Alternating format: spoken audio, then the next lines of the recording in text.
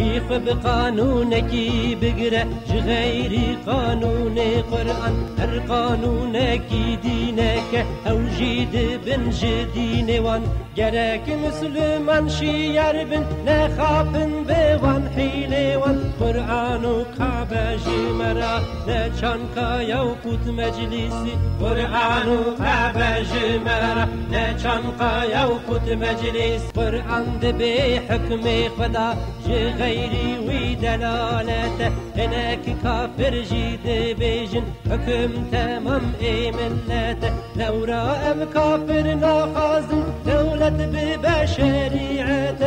أعوذ بالله من الشيطان الرجيم. بسم الله الرحمن الرحيم. إن الحمد لله ونحمده ونستعينه ونستغفره ونعوذ بالله من شرور أنفسنا ومن سيئات أعمالنا من يهده الله فلا مضل له ومن يضلل فلا هادي له وأشهد أن لا إله إلا الله رب وحده لا شريك له وأشهد أن محمدا عبده ورسوله. Amma ba'd. Esselamu aleyküm ve rahmetullahi ve berekatuhu. Ey muhterem kardeşlerim, Allahu Teala nasip ederse bugün biz Şia'da takiye kimliği gizleme, insanlara olduğundan farklı kendisini gösterme, hile ve desiseleri üzerine duracağız. İslam hukukunda takiye şöyledir. Ehl-i sünnet ve cemaate göre Hz. Muhammed Aleyhisselatü Vesselam'dan Ammar bin Yasin hadisesiyle alakalı nazil olan Kur'an ayetlerinden sonra İslam kadıları ve şarileri aynı kaza mezhep imamlarımız ve faziletli alimlerimiz demişlerdir ki ancak kafirlerin zulüm ve istibdadı karşısında kendi inancını gizleme, öldürülme riskinden dolayı veya malının mülkünün talan edilme, büyük bir zulme,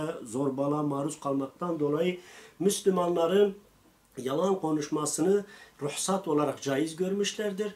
Ama Şia'da bunun tam zıttıdır kardeşlerim. Şia'da ehl-i sünnet ve cemaatin tam zıddıdır. Bizde takiye ruhsattır. Yani Allahu Teala zulüm ve istibdat, zorbalık durumunda bir Müslümanın yalan konuşabileceğini ama onu da sınırlı olarak tarif eder. Şia'da ise bu bir nedir kardeşlerim? Tabiri caizse bir azimet sebebi olarak kabul eder ve bunu vacip aynı kazada usulü dinden kabul eder. Yani bir Şii yalan konuşmayınca, bir Şii kendi inancını gizlemeyince veya gerçek inanç ve fikrini gizlemeyince bu günahkar, fasık bir insan konumuna geleceğinden dolayı Şia'da yalan konuşmak, ikiyüzlü davranmak, takiye yapmak farzlardan bir farz, vaciplerden bir vaciptir. Onun için Şiiler asla doğru konuşmaz. İnşallah biz şimdi onların mütteber kitapları, işte mesela tabiri caizse Kuleyni gibi El-Kafi, yani Sahih Buhari'ye denk olan, Şia'da Sahih Buhari'ye denk olan o El-Kafi isimli kitaplarının içerisinde takiye ile alakalı Kuleyni'nin söylediklerini, aynı keza Kumi'nin söylediklerini ve diğerlerinin söylediklerini siz öğrenince öğreneceksiniz ki bu insanlar yalan konuşmayı zaten dinlerinin, inançlarının bir gereği olarak görüyor. Biz ehl-i sünnet ve cemaate kendi inançlarını gizlemedikleri takdirde haram işlediklerini görürsünüz. Onun için bir Şii'nin hiçbir söylemi doğru değildir. Eğer bize siz kardeşimizsiniz diyorsa yalandır. Bu bir gerçek ve hakikattir. Şia senin yüzüne ne söylerse tam zıttı arkandan konuşulur. Onun için kardeşlerim, yani bugün özellikle Doğu ve Güneydoğu'da vahdetten, Şia ile vahdetten bahseden benim Kürt kardeşime bu sohbet gelsin. Onlar iyi dinlesin ve peşinden koştukları velev ki Kürt milletinin lehçelerinden zazalar, velev ki kurmaşlar fark etmez. Hangisi olursa olsun şu anda Şia'nın gerçekte itikat ve inanç esaslarını bilmediğinden onlar sanıyorlar ki sanki ehli sünnet ve cemaatle aralarında bir fark yok. Her ikisi de bir çizgide, sadece Şia'nın bid'atları var ama Şia'da küfür olabilecek fiiller yok. Bu anlayış ve düşüncededirler ama gerçekte şimdi takiye ile alakalı fikir ve düşüncelerini öğrenince ağzınız açık kalacak. Şia'nın ne kadar güvenilmez, İran'ın da yeryüzündeki en sinsi politikacı ve siyasetçi devlet olduğunu, her pisliğini başka devletlere yaptırdığını, tabiri caizse Kürtlerle alakalı bile alacağı bütün önlem ve tedbirleri kendisi açıkça yapmaz.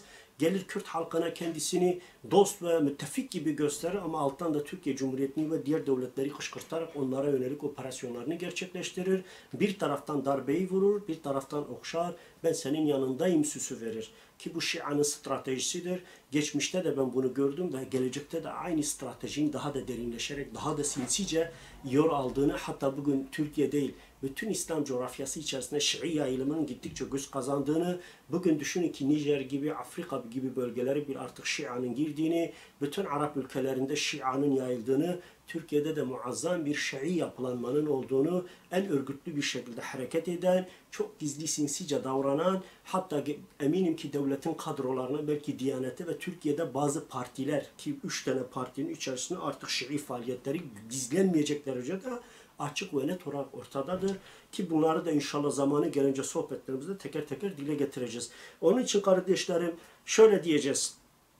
Bu Şia'nın kaynaklarından meseleyi tahlil edeceğiz. Biz Ehl-i Sünnet ve Cemaat'in takiye ile alakalı görüş ve içtihadımız zaten bellidir. Biz yalan konuşmayı ruhsat olarak caiz görürüz ve asla yalan konuşmama konusunda hassasız.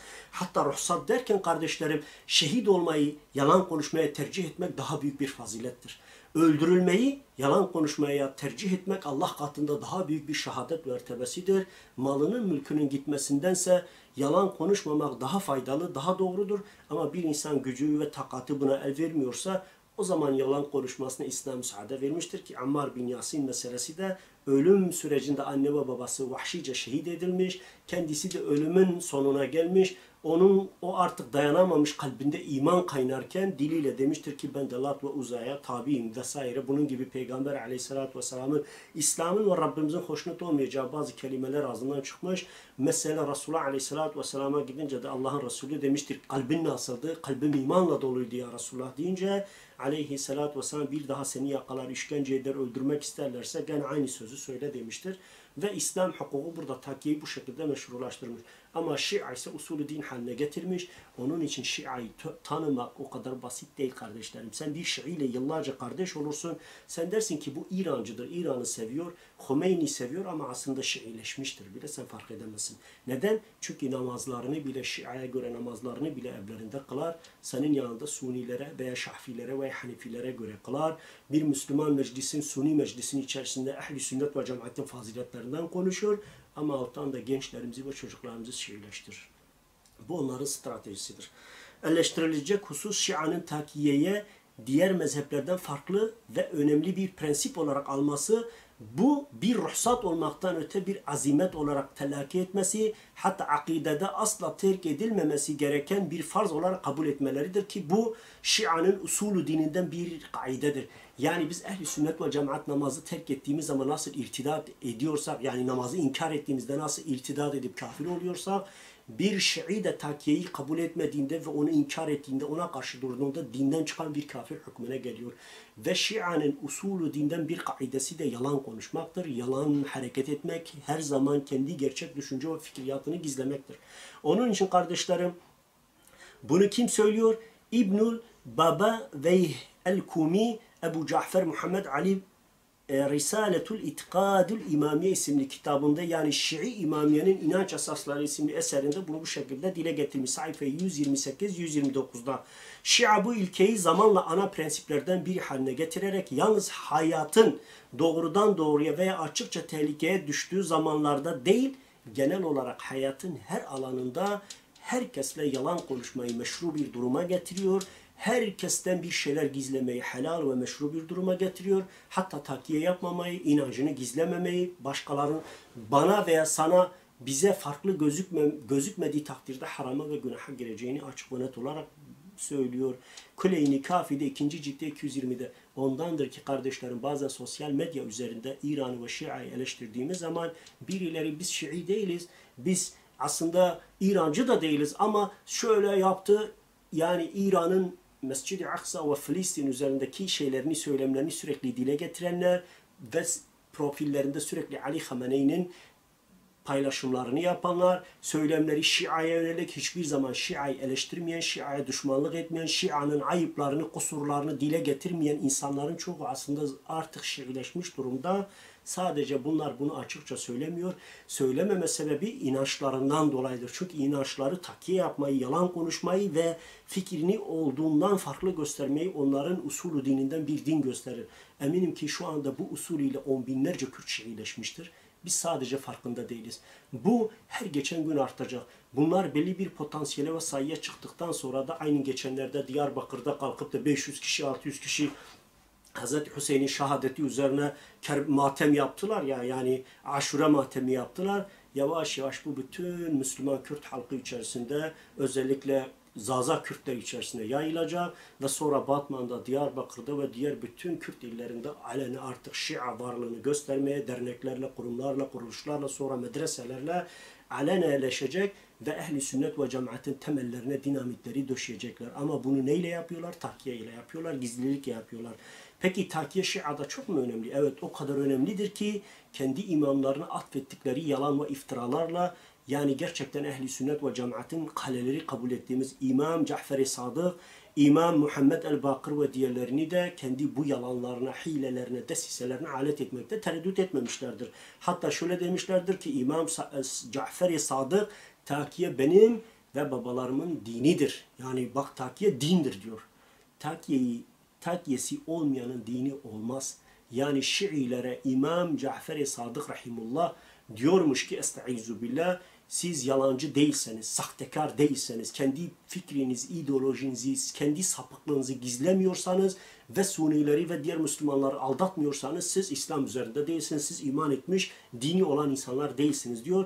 5. Şiilerin 5. imamı kabul ettikleri Muhammed bin Bakır rahimullah, o da şöyle demiştir: takiye benim yolumdur, ceddimin yoludur, takiyesi olmayanın imanı olmaz demiştir. Yani yalan benim yolumdur, ceddimin yolu Hz. Muhammed Aleyhisselatü Vesselam'ı kastediyoruz ki biz biliyoruz ki yani Allahu Teala açık ve net olarak o Peygamber Aleyhisselatü Vesselam'a istikamet üzerine durmasını ve asla kıvırmamasını emrettiği halde Hud suresinde bunlar tam tersini iddia ediyor. Diyor ki Resulullah da takiye yapıyordu, yalan konuşuyordu. Sümme aşağı. Böyle diyorlar. Olmaz dediğin savunurlar. Oysa İslam kaynakları Cafer-i Sadık'ın müminlere karşı takiye yapmayı şirk olarak telakki ettiği de nakledilir. Onun için kardeşlerim, söylendiğine bak, şimdi Şia'nın şöyle bir ikiyüzlülüğü de var. Yani düşünebiliyor musunuz? Münafık gibi davranmayı usulü dinden gören, yalan konuşmayı usulü dinden gören. Çünkü ben geçmişte de mesela şöyle söyleyeyim, ben 88'den beri cemaat ve sohbetlere giden bir insanım. O zamanda da Şia ile, Şiilerle veya Şii sempatizanlarıyla onların içinde yoğruldum, büyüdüm, geliştim. Ondan dolayı onların fikir yapılarını çok iyi biliyorum.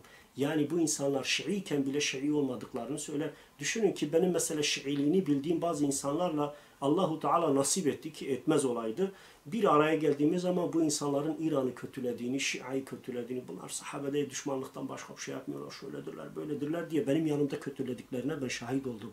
Ama ben biliyorum ki, çocukluğumdan biliyorum bu adamların Şiileştiğini. Bundan dolayı merhum amcam İnşallah Şehit Hüseyin Velioğlu onları azarladığını, bu konuda uyardığını bildiğim adamlar kalkıp gelip benim yanımda İran'ı kötülüyorlar, Şia'yı kötülüyorlar. Diyorlar ki bunlar sahabeye dil uzatmaktan başka bir şey değillerdir. Demek ki gerçekten Şia o kadar yalancı, sahtekardır ki insan tanımasa bunlara kanaat etmez şansı sıfır neredeyse. بقانونك بقرأ غير قانون قرآن هر قانونك دينك أو جيد بن جدين وان جرك مسلمان شيار بن نخاف بوان حيلي وان قرآن كعبة جمرة لا شانكا يوقت مجلسي قرآن